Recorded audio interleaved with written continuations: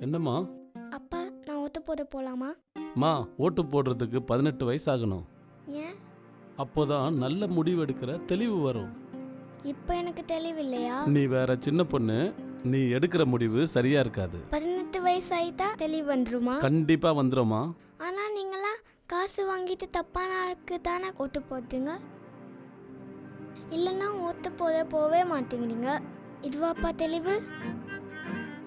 சரிம்மா, டைம் ஆயிடுச்சு. அப்பா ஓட்டு போட போறேன். ஓகேவா?